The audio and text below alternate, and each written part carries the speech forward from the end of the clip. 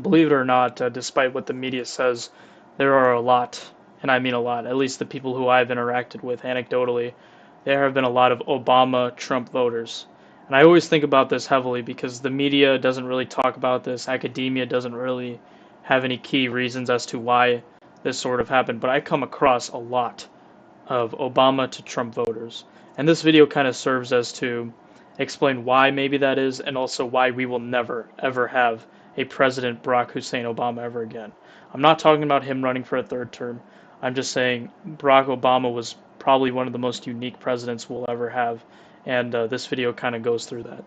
I've been reading his book, The Audacity of Hope, which was written, I think, 2006, right when he was becoming a senator, when he was blowing up. He was the new guy on the street. Everybody just really adored him. He was gaining this massive kind of cult-like following, so to speak. Um, and of course, he rose to the highest position in the land, the first, black male president we've ever had, and we'll see where that leads us as the years go on. But this video is not to say we're never going to have a black president. This video is never not to say we're going to have a president, a woman president. It's not really about that. Barack Obama was someone so unique because he was very charismatic, and I do not make that statement lightly. I think he is probably the most charismatic president we've had in modern memory, maybe a little bit more than John F. Kennedy, just because of how decisive his victory was, whereas John F. Kennedy's um, election was very close at the time. But you have to think about the time frame you were in. A lot of people like me didn't really, remember the '08 recession. I mean, I was only a toddler, for Christ's sake. But you know, you had to think about this. People were sick and tired of the war in Iraq. People were, the whole 9/11 hysteria was coming to a sharp turn where, people still wanted to, put an end to ISIS and Al Qaeda, but they did not like Bush's handling of the war. And on top of that, you had this huge, huge housing bubble that could have been prevented. A lot of economists believe that. And the Bush administration and the Republicans at the time didn't do anything about it. So people were looking for answers, people were looking for change. And that's where Obama comes in.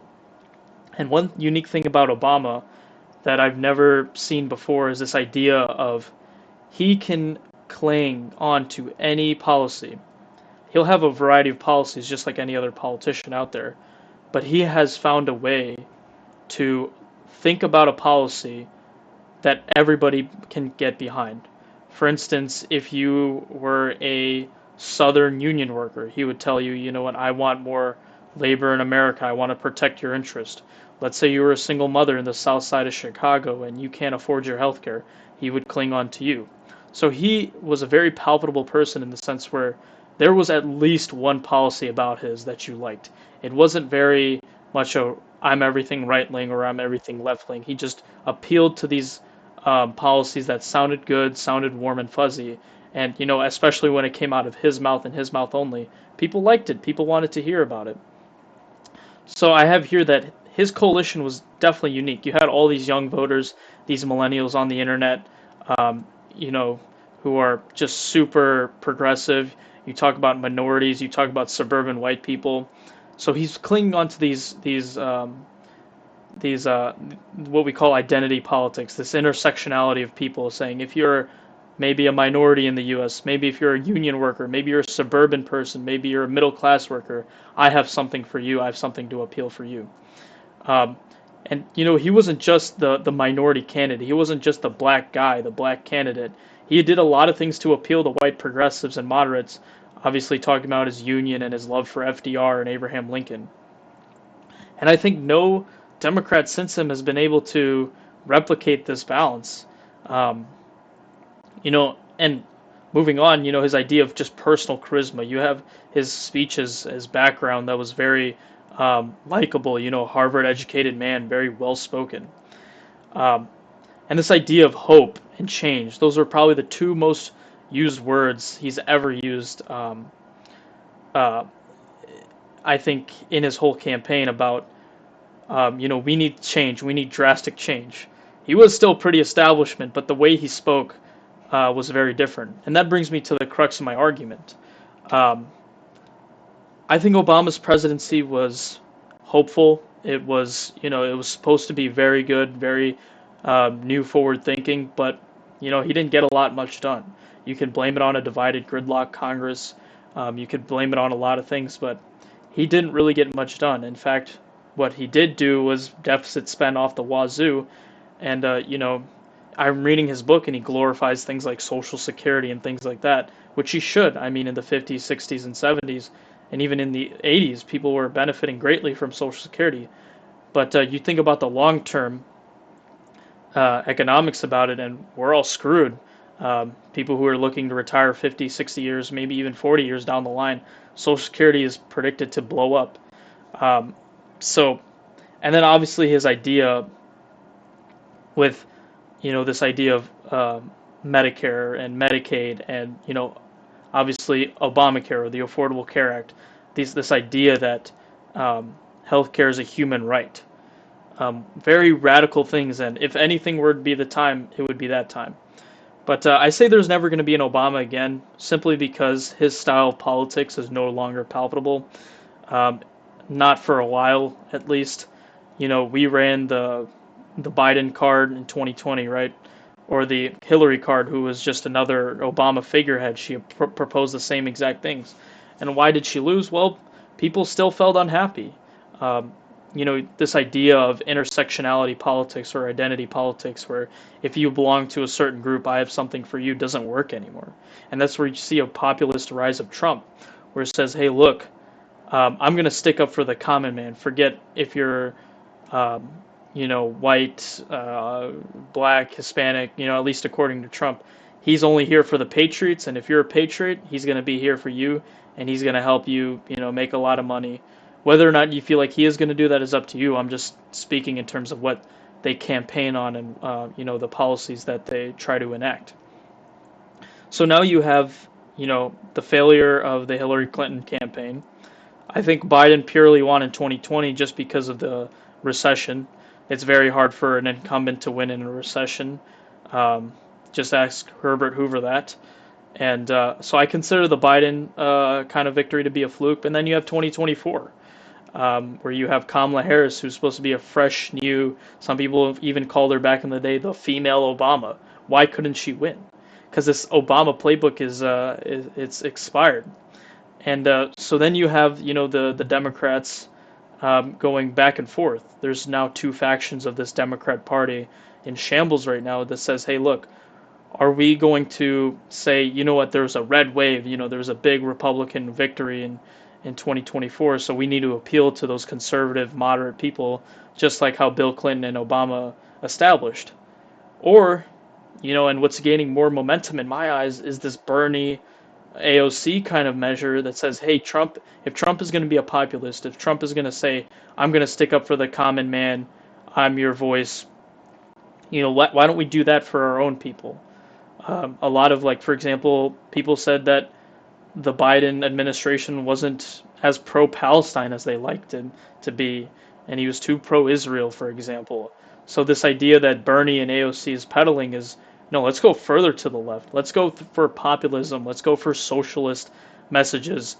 Let's talk about free healthcare or free college or any of these things that are still very popular ideas. Even Joe Rogan, someone who endorsed Trump, agreed with at a certain period of time. I don't know if he still does. But, I think Obama is going to go down in history as one of those presidents who he's going to be looked for favorably, I think, just because of how he spoke and the way he carried himself. Him as a politician was much less productive in my eyes than him as a campaigner. I disagree with a lot of his policies. I'm not a big fan of Keynesian totality of Keynesian theory. This idea that whenever there's a recession, just interject more money into the economy. A lot of economists say, we can prove, we can expertly predict who's going to win the election based on economic metrics such as GDP growth, GDP per capita growth, and such and so forth. But this was the first time where all those measures were positive and Trump won decisively, the challenger. So what does that tell you is that all this deficit spending we've done since Ronald Reagan, because he was a big deficit spender as well, all this deficit spending we've done has amounted to something far bigger. Interest rates take longer to go down and go up. We can't even pass a spending bill. We can't even, you know, default on our debt. All these sort of things, as Keynesian would say, the modern thinker who really assisted FDR with his New Deal policies, this idea that there is no such thing as the long run. In the long run, we're all dead. That theory doesn't really hold up anymore because of how you know screwed we are in terms of how much debt we have, and at the end of the day, the consumer gets screwed the most.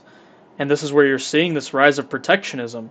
And in fact, it was Bernie Sanders who took the side of Charlie Kirk regarding the H1 debate about how, we can't ship these Indians overseas to do these jobs. They're screwing over the American worker. If you said that in the early 2000s or the Obama era, you'd be called flat out racist. And I really disagree with what Bernie says on that, but I guess that's another topic for another day. But to close everything out, I just want to say that Barack Obama mastered a wave that was very unique at the time, and we are probably never going to see something like this, at least in this era where, yes, most people are still middle ground, middle leaning people, but at the end of the day, the super far right and the super far left stories are the ones that are going to make the headlines. And the commentators, the analysts, the pundits, they are the ones that are going to be peddling that and shoving it down your throat. Um, in all honesty, I've always toyed and flirted with the idea of like, okay, Arian, if you were to run for politics, what would you do? I would say I would take an Obama playbook. Maybe in the future, I think, that Obama idea of moderate kind of charisma and just focusing on hope and change and progress with a little p, I guess, is the way to go. But right now, as it stands, Americans are not wanting that, and Americans do not care for it. And when I say, I like Obama's playbook, that does not mean I like his policies. I think he just presented his policies in a very fantastic way that I wish, um, more people did. And I'll say this one last thing as well. This rise of podcasts, you see Joe Rogan peddling it, Charlie Kirk, Ben Shapiro has been running his podcast every day, and even Gavin Newsom, who's hosting on super far right people like Charlie Kirk and the like to talk about these political issues in a long drawn format content gives me hope that this idea that moderate politics um, will make a comeback.